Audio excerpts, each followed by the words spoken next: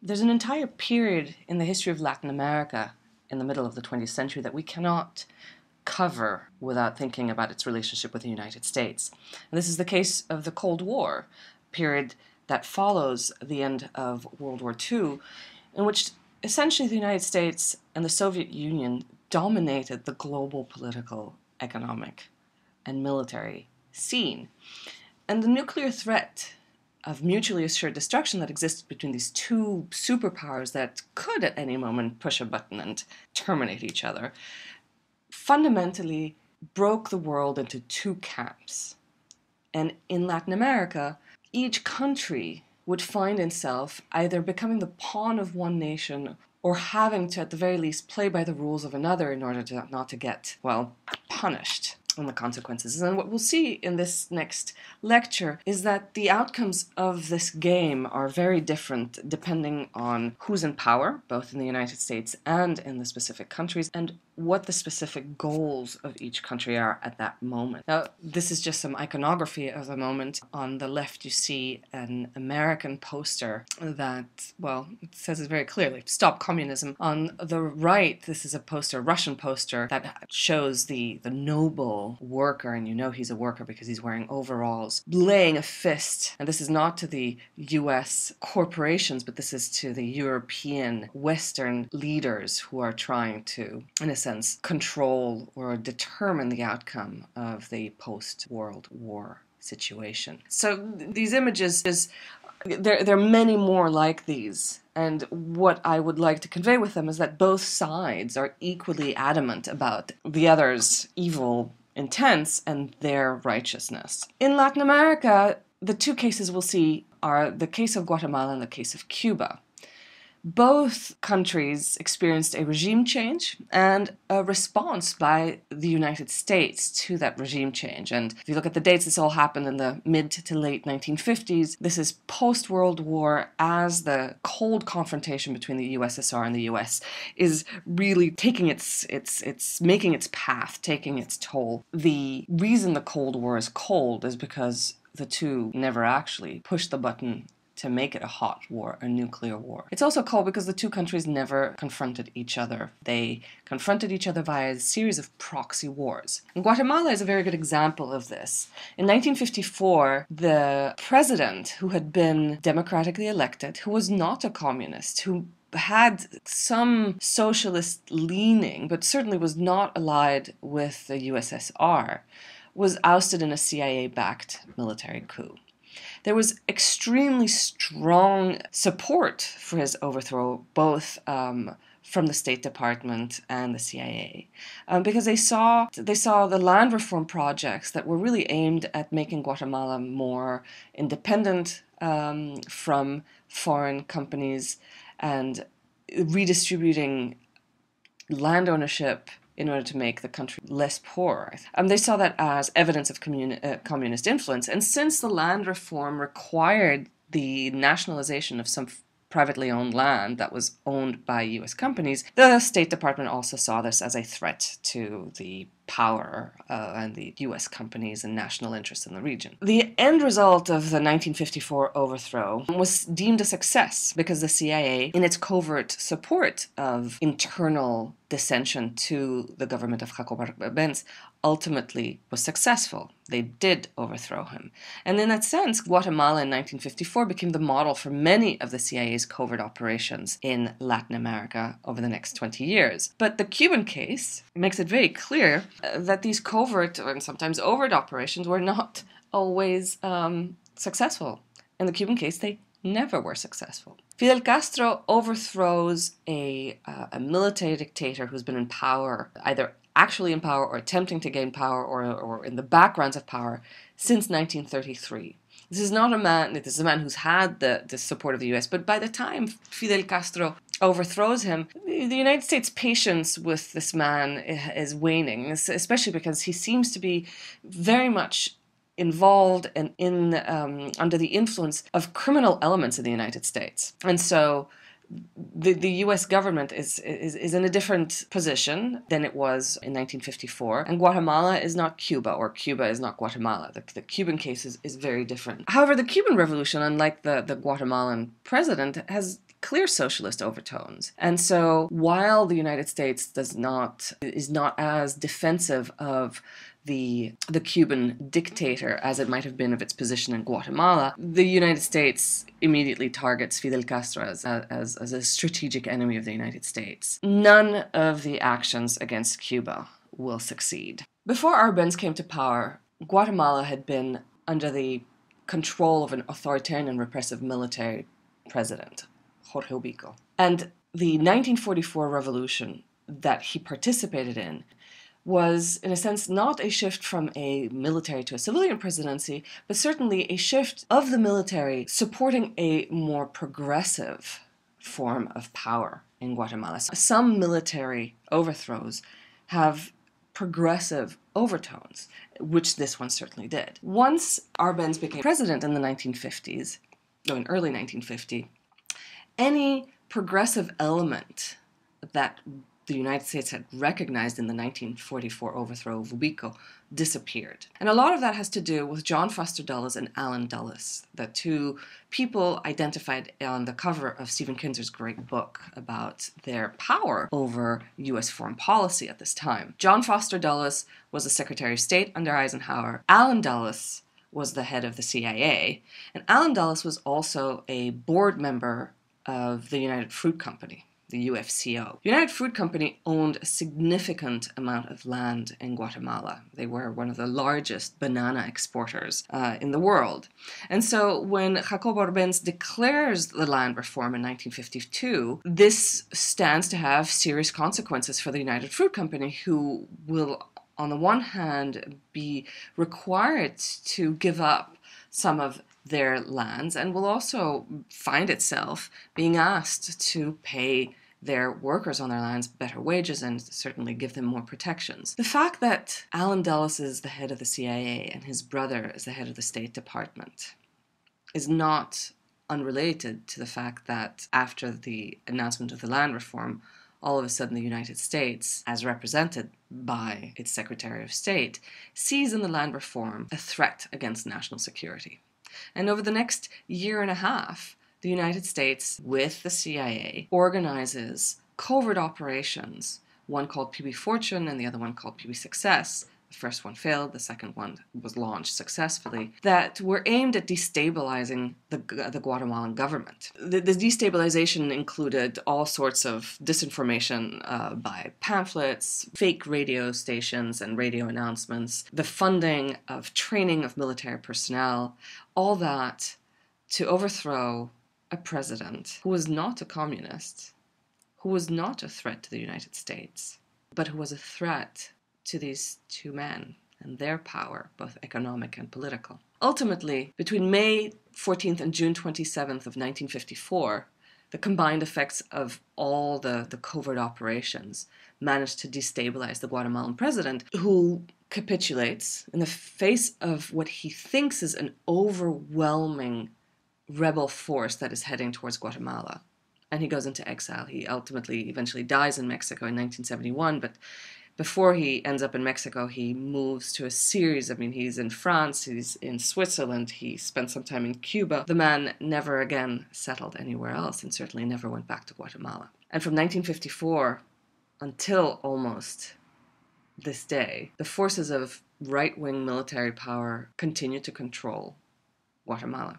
The relationship of Guatemala with the United States has shifted. The support that the United States gives to the military and to institutions that it might have supported in the 50s and 60s has certainly shifted, with the United States being much more concerned of human rights and the marginalization of minority ethnicities in Guatemala. But we can trace a large part of the poverty, inequality, and oppression in Guatemala back to this date in 1954. Cuba, as I said, is a very different situation. Cuba is independent from Spain extremely late and with the help of the United States in 1899. And the Platt Amendment that ties Cuba to the United States really doesn't end until 1933. And all the way until the Cuban Revolution, the United States, or at least the East Coast, sees Cuba very much as sort of its Las Vegas. The image I've got here dates back to this period of cruises, cheap cruises, taking people from Miami to Havana for, well, you can see the images on the ad for a romantic overnight cruise to an exotic island across the channel. So that's the relationship that the United States has with Cuba at the time. But on the ground, land concentration, so the way Cubans experience Cuba, most of the Cuban land is either owned by a small group of elites, among them the military, and foreigners. And we can see in this land concentration the legacy of a colonial plantation economy that is still, sort of in a very recent past. And so combined with this land concentration, you've got the military dictatorship and control that's been there since 1933. Now, Fidel Castro starts a revolt against Batista in July 26, 1953. He is a young lawyer, and he fails in this rebellion. He's not alone, but the group is too small, and there's not enough support, popular support for a rebellion against a dictator who is perhaps hated but certainly feared as well, and who has tremendous amount of support. Fidel Castro flees to Mexico, where, coincidentally, he meets Che Guevara, an icon of the 1960s rebellion movements in Latin America. And the picture on the left is a picture of Che Guevara who's facing the camera, and Che Guevara whose profile you see, and Fidel Castro who's facing the camera. Che was in Mexico City because he just fled Guatemala, where he'd witnessed the coup against Jacobo Arbenz. Che becomes a member of Fidel's inner circle. He becomes a member of his 26th of July movement. And on December 2nd, 1956, he leaves with Fidel and 80 others to Cuba to start a 3-year guerrilla war that will eventually overthrow Batista on January 1st, 1959. During those 3 years, that guerrilla war actually gets a lot of press coverage from the United States. And the United States, as I said, was not entirely opposed to it. Now, there's concern over the socialist bent in the guerrilla, but there's also, amongst many circles, a sense that this is a domestic response to a domestic problem that the United States would rather not have to intervene with. And the domestic problem is the Batista government. And so there's division over both the status of Batista in the United States, whether is he a friend or a foe, or is he a friend because he's not a communist, but he's a real problem because he's aligned with all the criminal mafia forces in the United States. So for a while, that guerrilla war seems to be, as I said, a domestic response to a problem the United States would like to see resolved. Eisenhower was president at the time that the Guatemalan Jacobo Arbenz was overthrown. John F. Kennedy had just become president when Fidel Castro erupts on the scene and overthrows Batista. In a sense, JFK inherits the Eisenhower policy, which is a Cuba without Fulgencio and without Fidel. So the United States needed to see the end of Fulgencio Batista, but as Eisenhower tells JFK, the United States also cannot live with Fidel Castro. And this leads to another CIA operation, Operation Mongoose. Don't ask me how they choose these names. And this CIA operation was designed to destabilize Cuba the same way that it had destabilized Guatemala. The covert invasion at the Bay of Pigs was a central part of Operation Mongoose.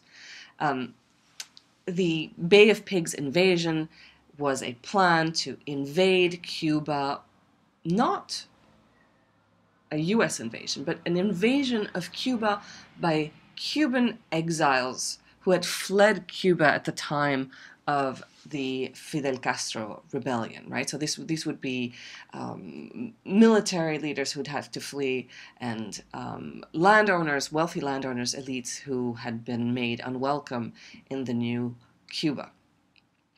Now, the invasion was a very badly kept secret. Cuba was well aware of what was being done.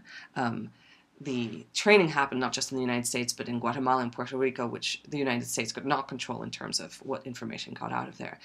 The biggest problem, of course, was that the United States did not know that Cuba knew that this invasion was going to happen. So you can already forecast what the outcome is going to be. The Bay of Pigs is an absolute and utter disaster. And you really have to ask yourself, why did they even go through with it? And the reason they went through with the Bay of Pigs invasion is A, because the United States did not know that this was no longer secret, and because the people who were organizing it also were convinced that it was going to work. There was enough support for that invasion amongst the exiles that they convinced the United States that it was going to be a success. The invasion was over within 3 days. It was a total failure for the United States and an unbelievable success, a PR success for Castro. A huge number of the invasion force was captured. There were some executions. We don't have clear numbers on that. And ultimately, a negotiated agreement between the United States, between the exiles, between the captured members and the Castro government managed to free most of the prisoners of war. And in exchange, Cuba got $53 million of food and medicine that they badly needed. The image here on your left is a Cuban postage stamp that celebrates the anniversary of the Bay of Pigs. Playa Girón is the name of the beach that in English the bay was called Bay of Pigs. There were a lot of records kept about this operation. And it's in the immediate aftermath of the Bay of Pigs. There was a survey of the Cuban operation that was issued in 1961, but it was classified top secret until 1996. And you can access this document, and what it will show you is that the CIA was well aware, well, soon obviously after the failure of the Bay of Pigs invasion, that it had completely exceeded its capabilities. It did not realistically assess the risks. It did not communicate with other government principals. It operated, actually, when you sort of think about it, in utter obscurity, or certainly at a great distance from reality.